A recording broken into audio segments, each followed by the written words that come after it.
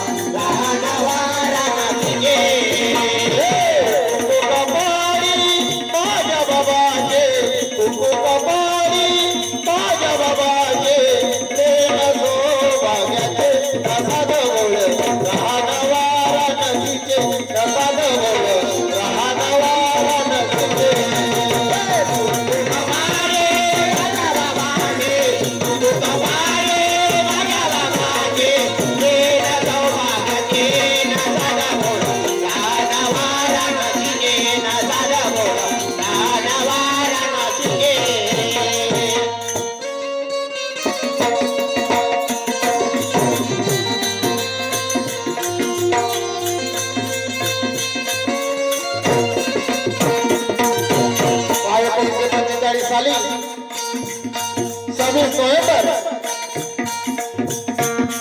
नोव्हेंबरला भावानी सर्वप्रथम एका भगवंताची ज्योत दादा हनुमंताच्या मंदिरावर लावली. हो ना. आपल्याला अनेक वेळे लोक विचारतात की तुमचा हनुमानजी कोणता आणि आमचा कोणता? हो ना भाऊ. पण हनुमानजी काही आहेत का दादा? काही नाही दादा. हनुमानजी सगळ्याचा एक आहे, परमेश्वर सगळ्याचा एक आहे. हो ना. पण बाबा जोगदेवीची भक्ती वेगळी आहे दादा.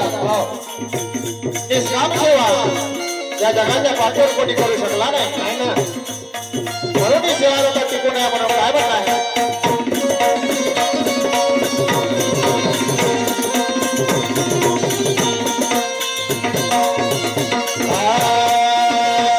एका भगवंताची ज्योत लावले जीवनात बाबाच्या प्रकाश आले जीवनात बाबाच्या प्रकाश आले जीवनात बाबाच्या प्रकाश आले एका भगवंताची ज्योत लावले जीवनात बाबाच्या प्रकाश झाले जीवनात बाबाच्या प्रकाश झाले जीवनात बाबाच्या प्रकाश झाले पाऊल तिचे लक्ष्मीचे पाऊल तिचे लक्ष्मीचे राहणे मर्यादाचे प्रसाद राहणवार नदीचे प्रसाद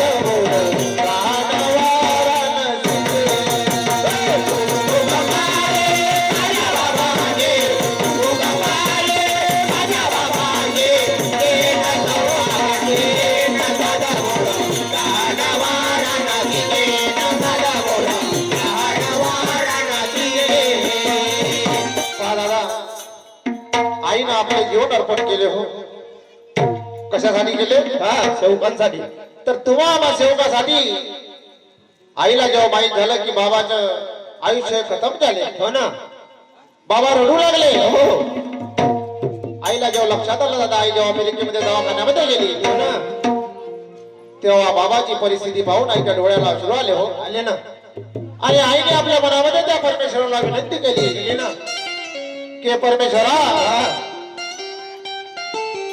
मी जर जगलो तर या सेवकाचा लोकांचा उद्धार होणार नाही ना परंतु माझे पती बाबा जुगदेवजी जर जगले तर कितीतरी लाखो करोडो लोकांचे दुःख दूर झाल्याशिवाय राहणार पहा म्हणून माझे जे काही उरलेले आयुष्य आहे ते माझ्या पती परमेश्वराला द्या ना आईने त्या परमेश्वराला विनंती केली आणि बाबाची प्रकृती दुरुस्त झाली दादा झाली ना बाबा नागपूरला आले आणि आईची प्रकृती बिघडली आणि पहा भरपूर प्रयत्न केले परंतु बाबाला माहित होत कारण बाबा अंतर्यामी होते दादा हो ना बाबा का सर तो परमेश्वर का धड़ है और परमेश्वर का सर तो बाबा का धड़ है परिस्थिती बाबा की थी दादा म्हणून बाबाला सगळं कळत होतं तरी सर्व प्रयत्न केले पण आईला टिकवू शकले का हो नाही ना नाही दादा म्हणून काय म्हणणार पहा